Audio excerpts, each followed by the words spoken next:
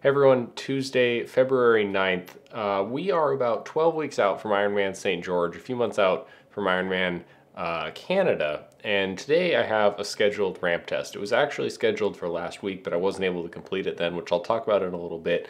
I've actually already done the ramp test, but what I want to do is walk you through the ramp test, my thoughts, and give you not necessarily some tips, but just some thoughts along the way, as well as provide a little bit of context for the ramp test, as well as some upcoming training that I've got going on.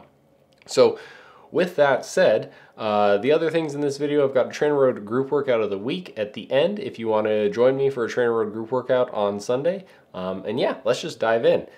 I'm going to start us, we're starting here at about 12 minutes into the ramp test. So if you've never done a TrainerRoad ramp test or even a Zwift ramp test, they're not exactly the same, but essentially what it is it's a ramping workout that increases in small set increments.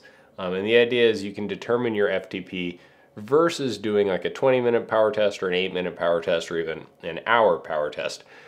Some people are going to say that the ramp test isn't as accurate, and you know, that's debatable, but what really matters is actually not necessarily the ultimate accuracy of any one given number, but more so whether that number is useful as a proxy to guide your structured training. So that's what I'm looking to determine today.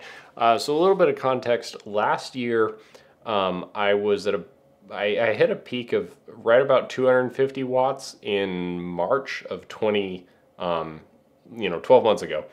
And then everything hit and, you know, my training really went downhill.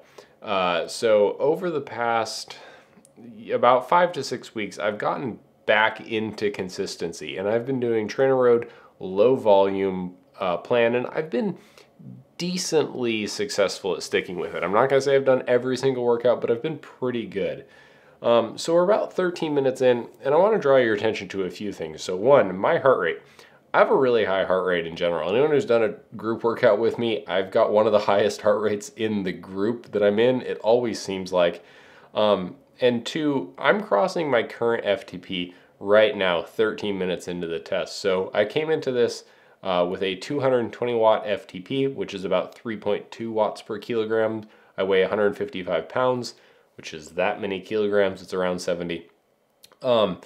And I've always had a high heart rate. So I joke that like I look at a bike and I hit 150, 160 is like pretty, like a Z2 for me is like 160 BPM. Z2 power, not Z2 heart rate. 170, I can cruise at 170 for a long time. I can comfortably talk in the low 180s. So we're gonna come to a pretty high heart rate today.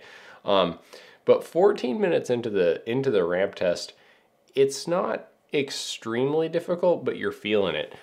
So my ramp test was actually scheduled for last week. I had a really bad, just like random, like back spasm that was with me for about a week. It was to the point like I took some time off work. I couldn't walk. I couldn't get out of bed, let alone ride a bike or do a ramp test. So this past week, I actually haven't ridden a bike in like 7 or 8 days, except for yesterday.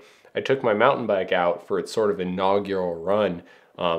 But you know, that wasn't heavy cardio, and it's very different than road riding, that's for sure. But we'll talk about that in another video. But I was on there for an hour, and I didn't necessarily get a hard workout cardio wise, but my legs were a little bit sore.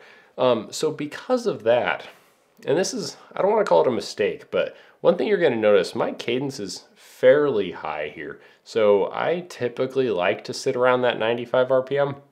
But the reason my heart rate's a little bit higher than I think it should be is because I was really in that 95 to 100 RPM range. And what that does is it transitions more work onto your aerobic system rather than essentially like your muscular fatigue. So at no point, I'll just spoiler alert, at no point in this entire ramp test did I ever feel like lactic acid in my legs, which is kind of odd because for a lot of people, you know, like a TrainerRoad ramp test, like your legs are on fire.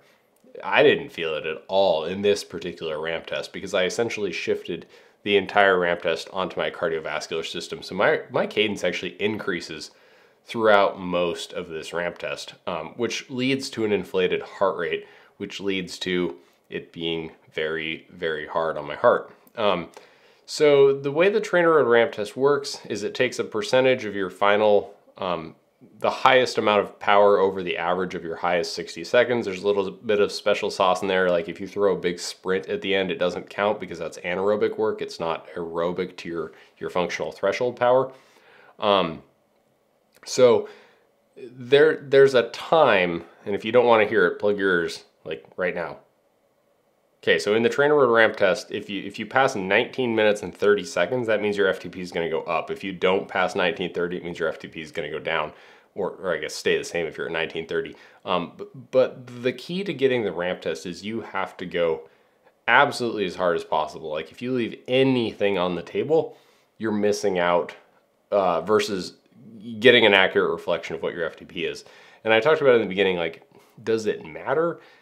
And the answer is sort of. So like if your absolute FTP is, let's say, some other number, it doesn't really matter as long as you can train and get the most out of your training at this accurate number. But in order to do that, you really need to put everything into the ramp test. So the big thing for the ramp test I've found is it's a mental game. Like if you're not feeling it mentally that day, I don't want to say just come back another day, but almost. Like if you're not willing to go really, really deep on the ramp test, you're not going to get a result that's reflective of your training. So for me, I'm about a minute and a half away from that 19:30 number. So things are getting hard now. Like it's not at the level where I feel like I'm being forced to stop, but it's at the level where like I would like to stop. But the idea of a ramp test is you basically go until you sort of don't have a choice. And actually, ramp tests are one of my favorite reasons to be on a smart trainer. You might have seen a video I did comparing like smart trainers to dumb trainers. I will say ramp tests on smart trainers are actually really, really nice because you don't have to concentrate on absolutely anything other than turning the pedals as hard as you can. So like basically from now on until I fail, essentially, it's hard to focus. And if I've done ramp tests on my Kurt Kinetic, and I love Kurt Kinetics, but if you have to concentrate on power, getting the right cadence to get the right power and all of that, it's hard. Now the thing is, you don't need to be spot on with the ramp test. Like if you're a little bit off, it doesn't matter because it's still taking the percentage of your highest 60 seconds. However, the spirit of the ramp test works best when you hit the ramps properly.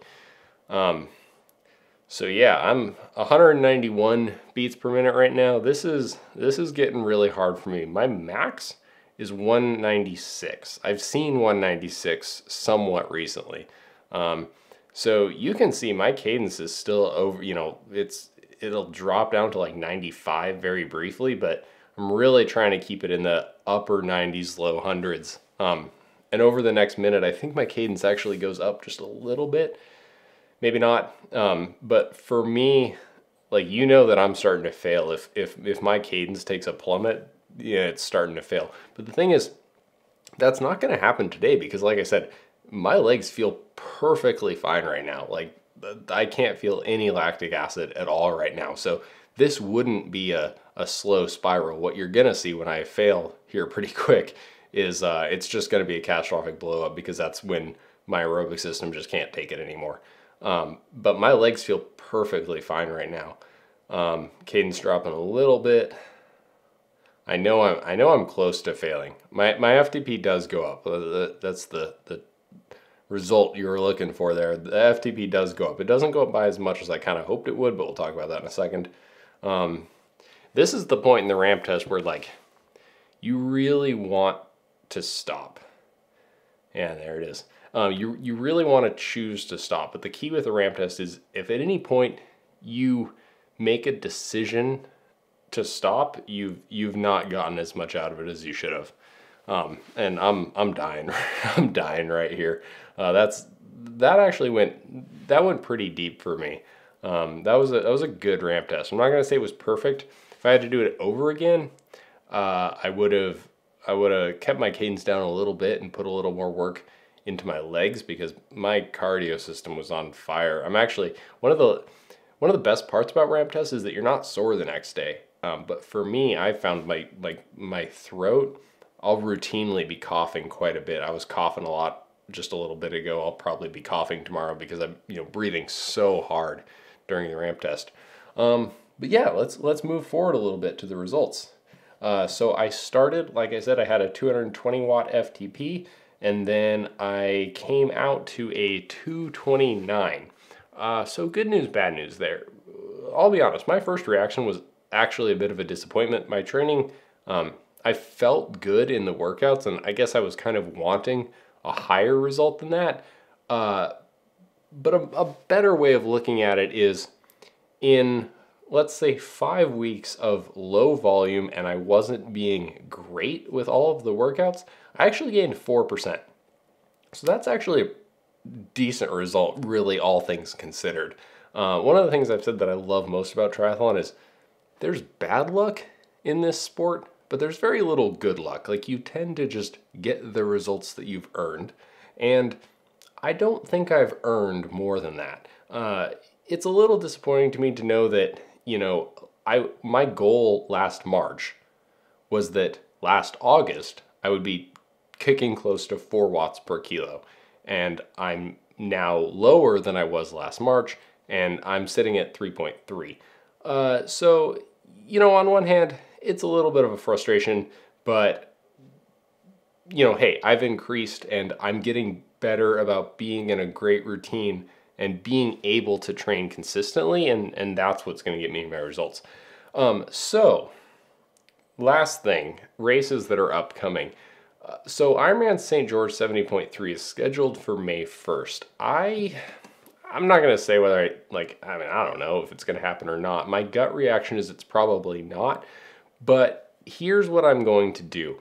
I'm going to shift my training to be purely focused on Ironman Canada in August, and I'm essentially going to train through. So I'm not going to taper, I might do a 1-week taper, but I'm not going to really block out training for Ironman St. George. Ironman St. George 70.3. I'm basically just going to let that race be, and if it happens, I'm going to show up, and I'm not really going to race it. I'm just going to do it for the experience of being there, basically. That's if it happens and if I decide to go, for other factors. But purely I'm going to focus on Ironman Canada. And we're going to see what happens. In St. George 70.3, if it happens, it's going to be a long, well-supported training day where I actually get to see other people and ride my bike in the heat, and I'm just going to enjoy it for what it is. And I'm not going to throw down a blistering time by any means, and I'm just going to try and enjoy myself. So that's where my training is. I just found out that my pools are officially open again. I am now allowed in my county to gather in small groups of people. So, hey, maybe I can actually do a little bit of group riding again.